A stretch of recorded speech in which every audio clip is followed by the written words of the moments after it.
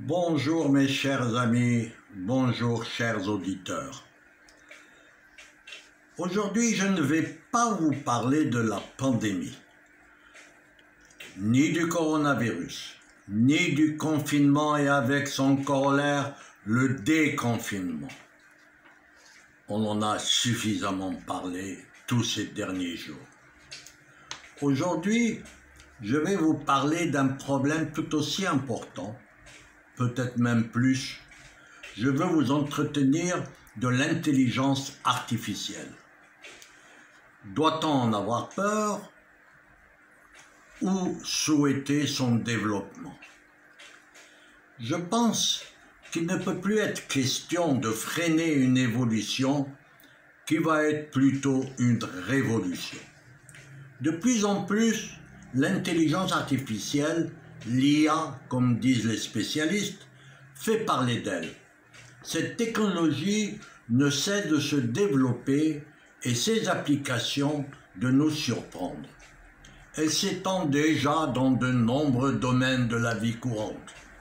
Aujourd'hui, l'IA est capable de stimuler le cerveau, c'est-à-dire l'intelligence humaine, et aboutir à de meilleurs résultats.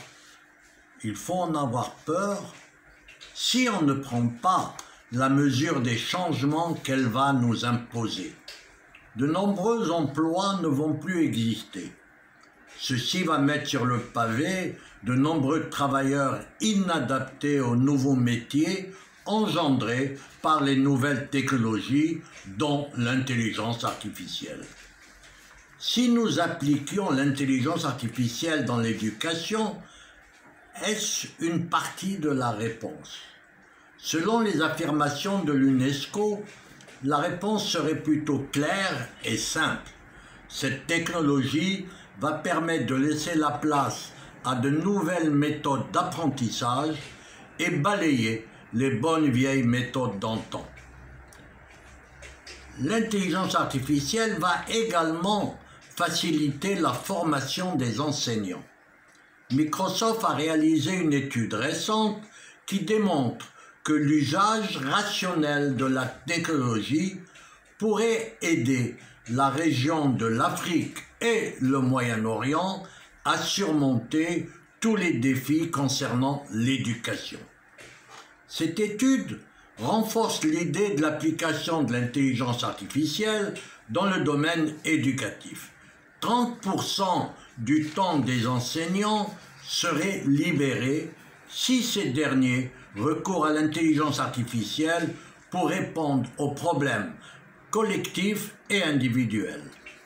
Un sondage a prouvé que les élèves qui reçoivent un enseignement personnalisé à travers ces nouvelles technologies obtiennent de meilleurs résultats que 98% des élèves qui suivent un enseignement classique.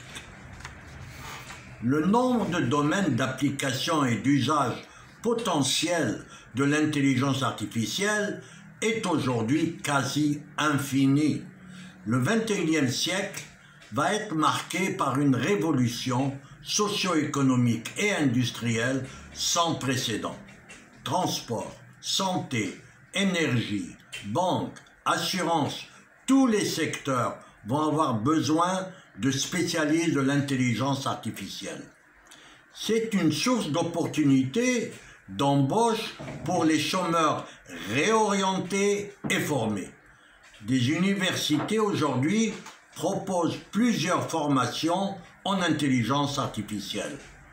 La reconnaissance faciale, par exemple, est un des fondamentaux de l'intelligence artificielle.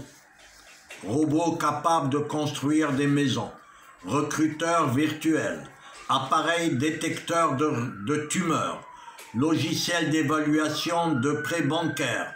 L'intelligence artificielle se développe dans beaucoup, je dirais presque tous les secteurs. Elle impacte déjà le marché du travail, les compétences et les métiers.